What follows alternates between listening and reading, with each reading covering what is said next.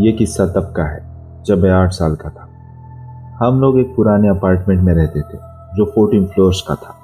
काफ़ी बिल्डिंग्स की तरह इस बिल्डिंग में भी 13 फ्लोर नहीं था। एलिवेटर सीधा 12 फ्लोर से 14 फ्लोर पे जाती थी, पर एलिवेटर में फिर भी एक 13 फ्लोर की बटन थी जो काम नहीं करती थी। वहाँ 2 और बच्चे थे, टेरी और जून, जो वही अपार्टमेंट में रहते थे। हम सेम एज के थे, सेम ही स्कूल में पढ़ते थे और अक्सर शाम को साथ में ही खेलते थे। एक दिन जब हम तीनों अपने पेरेंट्स का घर आने का वेट कर रहे थे तो सोचा कि अपार्टमेंट के रूफ पे चलते हैं। हमारे पेरेंट्स हमें रूफ पे नहीं जाने देते थे, पर आज हमारे पास एक अच्छा मौका था रूफ पे जाने का। हम एलिवेटर पे गए और 14 फ्लोर की बटन प्रेस की। 14 फ्लोर एलिवेटर का डोर ओपन हुआ और सामने ही रूफ का गेट था। कुछ देर हम रूफ पे ही खेलते रहे, पर फिर बोर हो गए और सोचा वापस नीचे चलते हैं। हम नीचे आने के लिए एलिवेटर में चले गए। हम करीबन 7th फ्लोर तक आ ही गए थे कि जून को याद आया कि उसने अपना कोट रूफ पर ही छोड़ दिया है। उसने स्टॉप की बटन प्रेस की और फिर 14th फ्लोर की। अचानक से एलिवेटर बहुत जोरों से हिला और 3 बार एक आवाज आई। डोर ओपन हुआ और हमने देखा कि हम 2 फ्लोर्स के बीच रुक गए थे। टेरी ने सोचा कि वो फ्लोर्स की गैप में से स्लाइड करके निकल जाए। तभी मैंने उसे पकड़ के जोर से खींचा और कहा कि ये डेंजरस है। अगर एलिवेटर स्टार्ट हो गया तो हम आधे में से कट जाएंगे। फिर मैंने इमरजेंसी बटन प्रेस किया। एलिवेटर में से एक आवाज आई और एलिवेटर्स की डोर्स धीरे धीरे पास आते हुए जोर से बंद हो गए।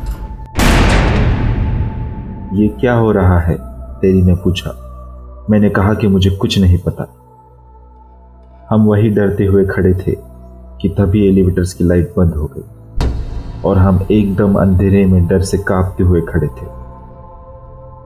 अचानक एलिवेटर के पैनल में एक बटन की लाइट जली। वो 13 फ्लोर की बटन थी।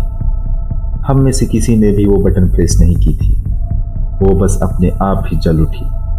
पर ये कैसे हो सकता था? इस अपार्टमेंट में कोई भी 13 फ्लोर नहीं था।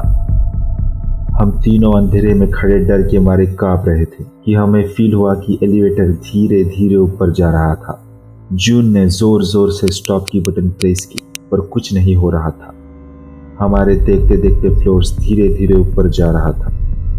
8, 9, 10, 11, 12 और फिर 13। एक जोर की आवाज के साथ एलिवेटर रुकी और उसके डोर्स धीरे धीरे ओपन हुए। सामने देखा तो बिल्कुल अंधेरा, कुछ दिखाई नहीं दे रहा था। हम तीनों बस उस अंधेरे को देख रहे थे। कोई भी अपनी जगह से हिला नहीं। कि तभी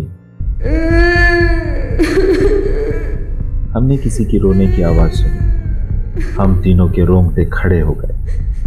वो एक औरत की रोने की आवाज थी। वो आवाज ऐसी थी जैसे कोई बहुत दर्द में हो। हम तीनों एक दूसरे को बस डर से देखते रहे कि तभी हमें रियलाइज हुआ कि वो आवाज धीरे धीरे तेज हो रही है। उस औरत की रोने की आवाज धीरे धीरे पास आने लगी। अचानक से हमें काफी गंदी स्मेल भी आनी शुरू हो गई। वो स्मेल ऐसी थी जैसे स्किन या बालों के जलने की स्मेल आती है, मानो किसी ने सड़ा हुआ मांस जला दिया हो। आवाज और तेजी से हमारे पास आने लगी। जैसे जैसे आवाज तेज होने लगी वैसे वैसे वो स्मेल भी बढ़ने लगी। तभी ऐसा लगा कि वो आवाज बिल्कुल हमारे सामने है और वो जो कोई भी था बस एलिवेटर के जस्ट सामने था। तभी अचानक से एलिवेटर अपने आप चालू हो गया